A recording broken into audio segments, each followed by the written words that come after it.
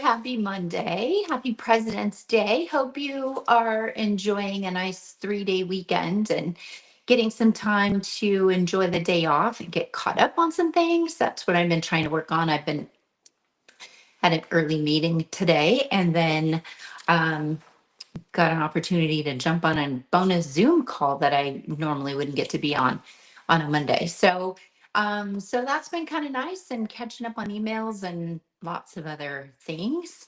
So I hope that you are enjoying your Monday.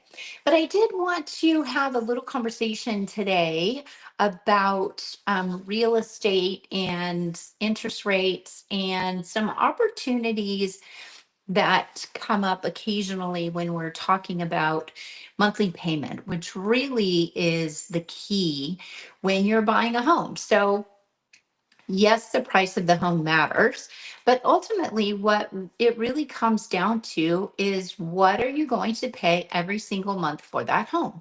So, typically, when you get a mortgage, you're going to include your mortgage payment, of course, the principal, also the interest. And then you have to take into account property taxes and homeowners insurance. So those all get to be part of your mortgage payment, but it also comes into play when you're looking at what you're putting out of your pocket every single month. So you live in the payment. You don't live in what you pay for the house, you live in your monthly payment. And that is, of course, configured by how much money you put down, and so that also makes a difference. Today, I was having a conversation with a lender about some potential opportunities for a buyer that I have, but also for a seller that I have in ways to be more competitive in the market. So there are homes that are just kind of lingering on the market a little bit just because things are slower. The market is slower, it has been a little slower. Although we do see, as I mentioned yesterday, I believe, or the day before, homes that are in that 400 to 600, 700 range are selling in some cases in a pretty quick amount of time, week, 2 days to 2 weeks, let's say. But homes that are on the higher end are lingering a little bit unless it's kind of a unicorn. So, one of the conversations I was having today with a lender, as I had this conversation a couple days ago with a buyer, was maybe there's a way with a property to negotiate on the price, but also to negotiate potentially to have the seller pay some closing costs.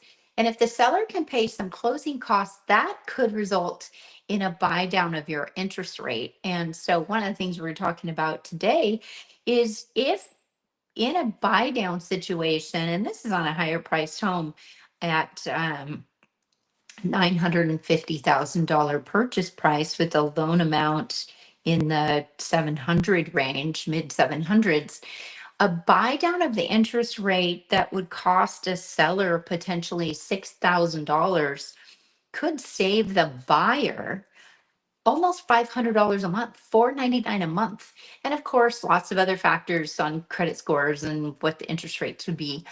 But on a temporary buy down for 1 year, and then with the hope that interest rates are going to go down, so there's potential to refinance. But worst case, it goes back up to the going rate today. But so a savings. Imagine if you could save $500 a month on your mortgage payment. That could make a dramatic impact. And sometimes if you're trying to negotiate with the seller and asking them to, reduce the price 10,000 or $15,000, maybe it could be more beneficial to you to ask the buyer or the seller, I'm sorry, to buy down your interest rate for $6,000, and essentially you're saving, that's money that you're saving every month in your pocket.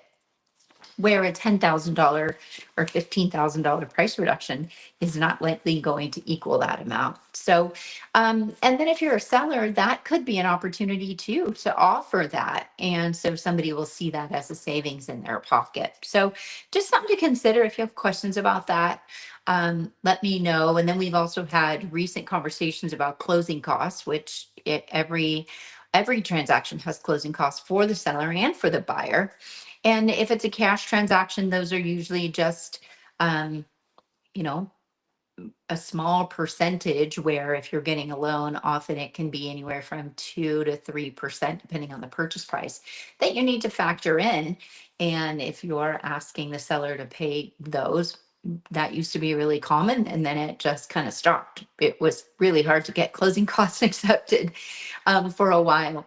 But those kinds of, the market has changed. So if you have any questions about real estate, closing costs, interest rates, potential buy downs, all those things, I'm happy to have that conversation with you or connect you with somebody who can give you specific details on what it would be in your situation. But it was just an interesting conversation that I had today, and I wanted to share it with you. So I hope that you are having an amazing day and have a great week ahead.